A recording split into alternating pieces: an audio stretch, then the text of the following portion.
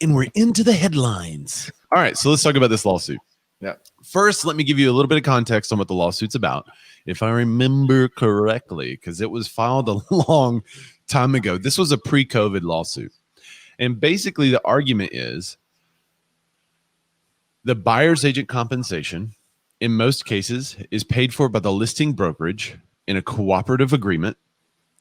That listing brokerage is artificially inflating the buyer's agent compensation because they're in cahoots, and therefore the buyers can't get a better deal on a home and pay less commission. Okay, that's the argument in a nutshell. Right.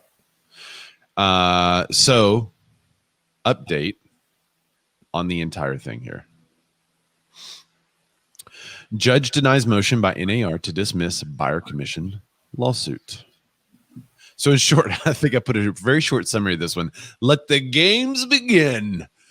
And I think if you remember, Dan, I was one of those agents that was like, man, I hope this does go to trial, because if it goes to trial, then that means that there will actually be a ruling on it. And once there's a ruling on it, we all have a rule to live by, and or it goes away in a way that we don't get sued on this thing again, because it's been a point of contention for a long time. Right. So let's take a look at it. Okay. U.S. District Court Judge Friday denied motions by the National Association of Realtors and some of the nation's largest real estate companies, which I said in the summary, to dismiss the lawsuit. Wait. Yep. Judge dismissed it on Friday, or Judge Friday dismissed it? So I just want to be clear for our listeners and our viewers. Right. They ruled on the dismissal and denied it. But on Friday, or his name Friday? Oh, no, the day of. Okay. So in denying the motion to dismiss, Judge Andrea Wood argued that the plaintiffs would have paid, quote, substantially lower commissions if not for the buyer broker commission rules and the rules that have created an artificial inflation of commission rates. So here's their quote. This is the judge's quote. In sum, the plaintiff's allegations plausibly show that the buyer broker commission rules prevent effective negotiation over commission rates and cause an artificial inflation of buyer broker commission rates in the market served by the multiple listing services identified in the lawsuit. So Wood's ruling reads, thus the plaintiff's allegations are sufficient to survive the dismissal under the rule of reason analysis. God, can we translate that, please? Dun, dun, dun. In other words, she thinks that the argument is good enough for it not to be dismissed, that there is a plausible possibility.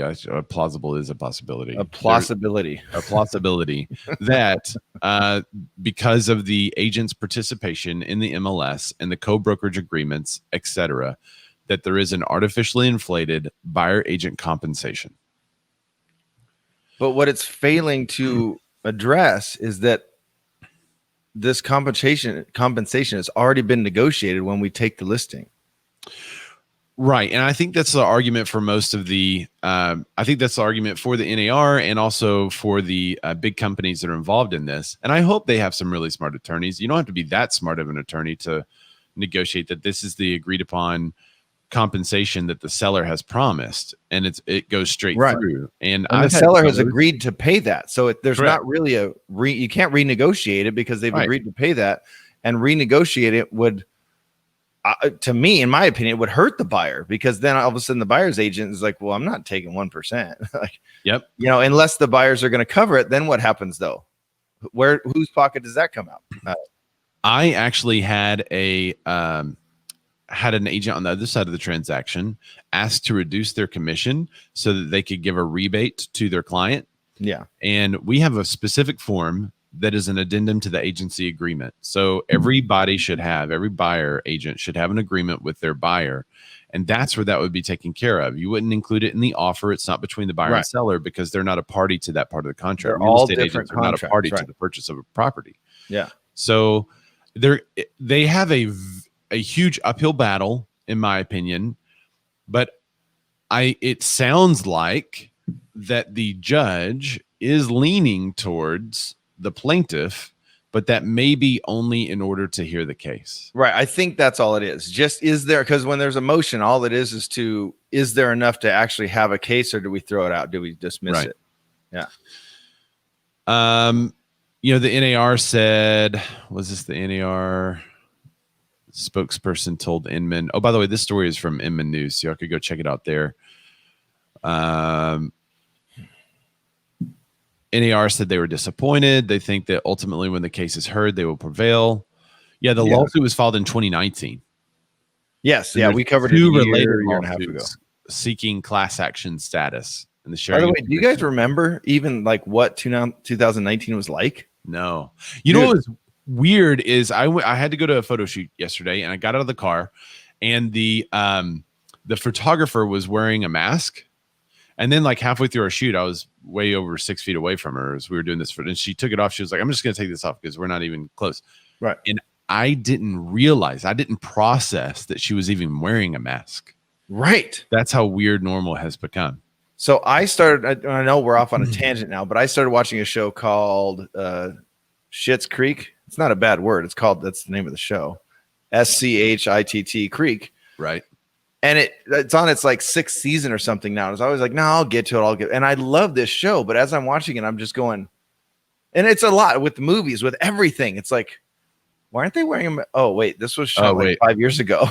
It's just so weird that our new normal is like, yeah, you just see people and you're like, cool, that's what they do. It's not the, look at the weirdo walking down the street with a mask on. We're all the weirdos walking down the street with a mask on. So anyway, sorry, not to go off on a tangent, but Daisy Carver's doing good work tagging people, by the way. So thank you, Daisy. Thank you for tagging people. She tagged Tim. She tagged Brian Haskins, says he needs to be here. This one's interesting.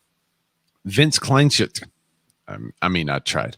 He said, wait, the seller agrees to this? In my area, it's the broker's option as to what is offered to a buyer rep. So what area are you in, Vince? So in our area, in the listing agreement, it states the overall commission. And then it says if a co-brokerage applies, here is how that commission is to be split. Yes. I've had some sellers want to increase the buyer agent compensation side so that maybe they could get more buyers. I've had some sellers want to decrease the buyer agent compensation side. So it just kind of depends. But yes, in our area, that is how it works. Vince says, so check your listing agreement and see if it has if co-brokerage applies. If that's in there, then I think they would have a very hard time with this lawsuit because it's not really collusion at all. I think he means Ohio. Oh. I thought he was saying like, oh. Right.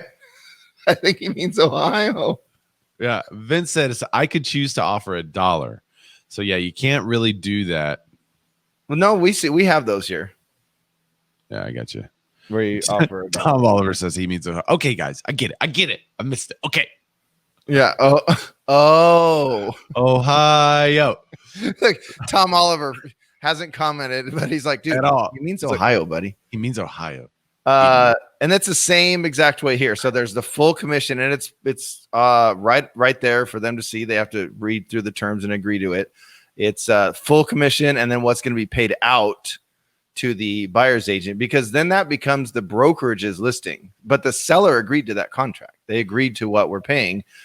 And then, so it's already agreed upon. So I understand that they have, I think that what they're saying is they see enough to move forward, but they're going to have to overturn. I mean, there was a interesting thing going on back in the day with KW, like in 2014, 2013. I'm not sure if it still was going on, but I want to say it was Berkshire Hathaway or someone, a rival real estate company decided to offer Keller Williams agents $1 if they sold the listing. And it was like a big hubbub about it. Yeah. And had they included in the listing agreement the compensation that should be paid out, I think that would go against their listing agreement unless they put in there $1. It will be $3 or it'll be 3% unless it's this type of company, then it will be $1.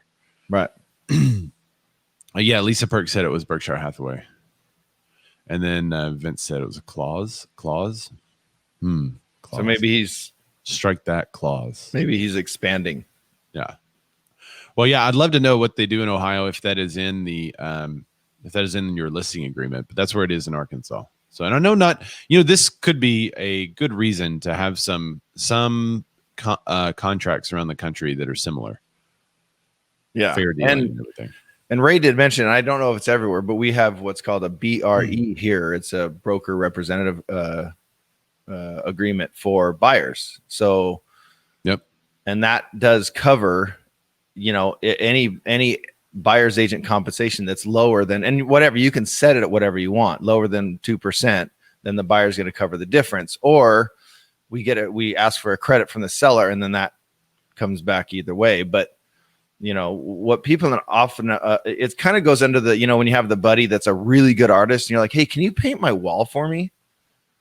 Like, people often forget that, buyer's agents are paid by the sellers, but they're working just as hard to set up all those showings and find the perfect house. Yep. And when you're working with a good buyer's agent like me, our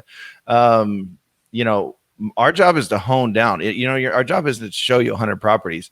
Yeah. It's to show you, your top 5, your top 10, and then let's go. Let's write, then to guide you through the entire process. And an agent like me is also run you through an entire buyer's consultation, broken down the whole process, gotten you pre-approved. Like, it's a whole thing. It's as involved, maybe more involved than a listing, because once you list a home, then people come to you to sell your home. But so I think there would be a big, not just brokerages, but buyer's agent would go, wait. And then I think actual buyers, because their point is what? That we have no room to negotiate. But then they would have to pay that commission. Yeah, they say that they can't negotiate because it's covered by the seller, essentially. Vince said, strike that clause, quote unquote, in the listing is what he meant to say. Lisa says KW Cares was tapped to cover the lost commissions. Yeah, I remember that.